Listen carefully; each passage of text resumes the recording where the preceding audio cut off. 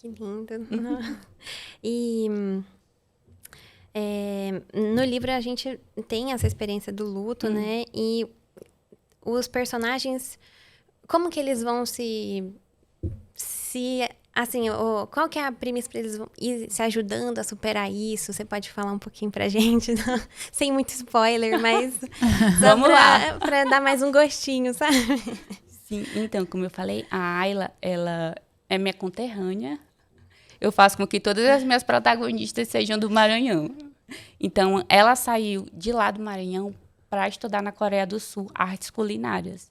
Ela conseguiu esse intercâmbio, só que ela estava com medo de ir, justamente porque ela ainda estava superando a perda do pai. E ela ficou, será que eu vou deixar minha mãe com meu irmão mais novo aqui e vou para para outro país? Então, ela ficou com esse receio, né? E chegando lá na universidade, a Coreia do Sul, a gente sabe que ele é uma grande potência, como eu falei, mas lá também tem culturalmente, eles se importam muito com a educação. Então, as universidades, para alguém conseguir entrar, é com muita disputa também. Então, ela conseguiu entrar numa das principais universidades do país e logo no comecinho das aulas, ela percebeu que ela ia ter esses desafios muito grandes. Não só pela questão do idioma, que ela já tinha estudado antes, né? Então ela tinha domínio, mas porque lá era muito acirrado, né? Então as pessoas, elas estavam ali estudando, mas elas queriam ser as melhores. Que muito dos dramas que a gente assiste tem isso, né? Assim, nas narrativas, nessa competição no ambiente da escola, ou competição dos rankings, né? No ambiente universitário, e ela se deparou com isso quando ela chegou lá. E ela estava tentando apresentar um trabalho na faculdade, só que ela ficou muito nervosa, porque ela tem baixa visão, por isso que os dois usam óculos, né? Só que no caso dela, ela tem um problema que, desde quando ela nasceu, ela teve um descolamento na retina. Então, quando ela chegou lá, ela estava tentando apresentar esse trabalho e ela não conseguiu porque ela ficou muito nervosa. Não só pela deficiência dela, mas também por ela ter ansiedade. Então, ela saiu da sala. E nesse momento que vamos ter, que tem até na sinopse, né, o grande esbarrão. Ela esbarra com o nosso protagonista, que é o Jun-hyuk, que é um colega de classe também que estuda artes culinárias. E nesse esbarrão, o óculos dela quebra. Agora, imagina, a pessoa está em outro país, longe da família, e ela quebra aquilo que é muito importante, que até eu coloquei no livro, como se fosse uma parte do corpo. Porque ela tem esse problema de visão e ela não estava enxergando nada. E ela teve que se permitir confiar nele.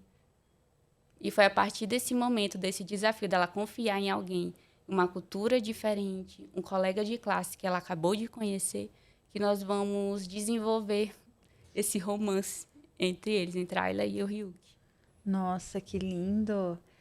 Ô, Tati, eu vejo, claro, eu já consigo ver um grande paralelo com o cristianismo. Sim.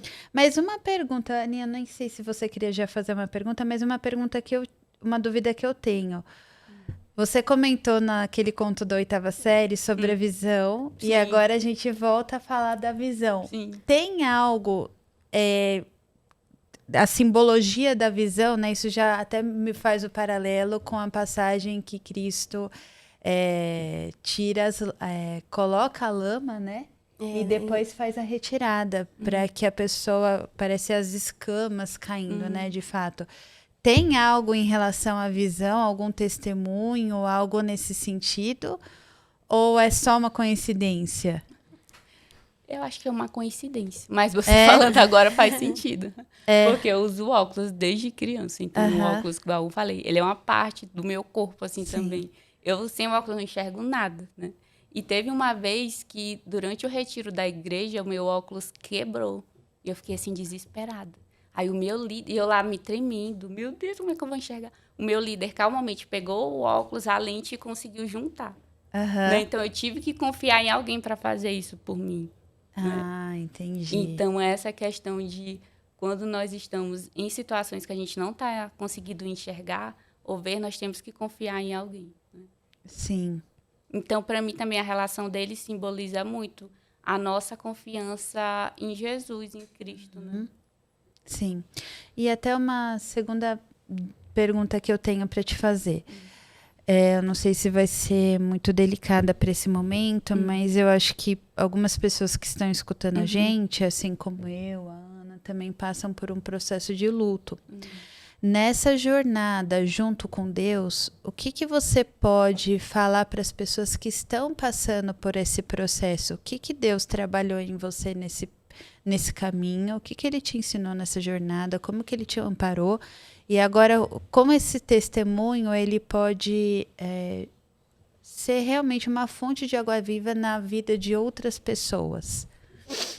Então, como eu falei, eu perdi meu pai faz 6 anos. Ele faleceu em 2017. Acho que foi. E para mim foi muito difícil. Muito mesmo. Tanto para mim, quanto para minha mãe, quanto para minha irmã. E algo que eu abordei no livro, que eu coloquei mesmo assim de uma forma muito pessoal, que assim, não vai ser tanto spoiler, né? Mas a minha experiência que eu coloquei na Ayla, que foi o momento em que ela teve que amparar a mãe e amparar os outros familiares que estavam sofrendo muito com aquela perda, que foi justamente o que eu fiz. Né, durante o funeral do meu pai, eu tive que ser aquela pessoa que foi forte pela minha mãe, pela minha avó, pela minha irmã, pelos meus parentes. Eu tive que tomar uma posição que eu não tinha. Na época eu era muito nova, mas eu tive que assumir assim, essa responsabilidade, porque eu vi que outras pessoas não estavam tendo condições emocionais de fazer isso. Então eu tive que, vamos assim dizer, ficar muito centrada para conseguir dar conta daquelas demandas do momento. Então foi muito difícil para mim.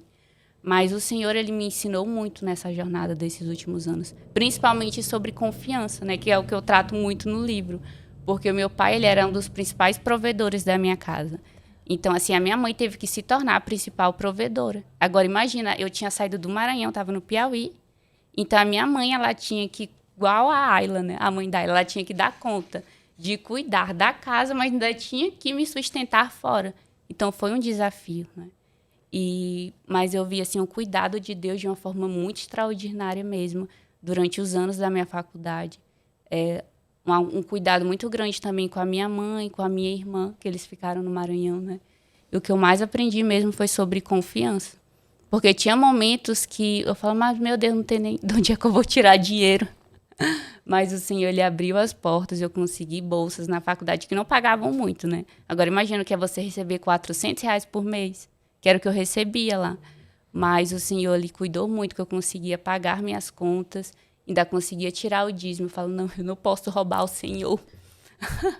E era um desafio para mim. Eu lembro que quando eu pensava, meu Deus, eu recebo 400, aí eu tenho que tirar 40 para dar o dízimo. Mas, pela graça de Deus, eu aprendi muito sobre dependência, sobre confiança.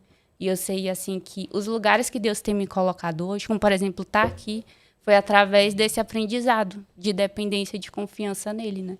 Porque tem portas que a gente pode até se esforçar para abrir, mas que só mesmo ele que pode nos dar passagem. Sim. E que é muito difícil, né? O que eu mais vejo, assim, nas pessoas que falam comigo que sofreram perdas é sobre, assim, como é que eu posso confiar em Deus depois do que aconteceu?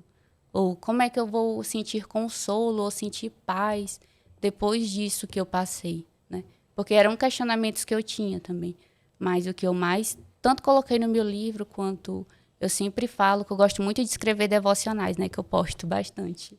É que o Senhor não nos prometeu um mar de rosas aqui na Terra, né? Jesus disse que a gente teria aflições. Só que a diferença é a nossa decisão de passar pelas aflições com Ele ou sem Ele, né? Então, eu aprendi essa dependência foi passando pelas aflições com Ele. Então, o Horizonte também fala sobre isso, que nós vamos ter dias cinzas.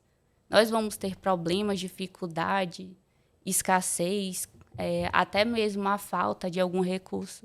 Mas que a nossa decisão seja continuar confiando e esperando nele, em meio a esses dias cinzas, mas que em algum momento ele vai enviar o escape. Porque ele prometeu, né, que ele enviaria o escape para a gente.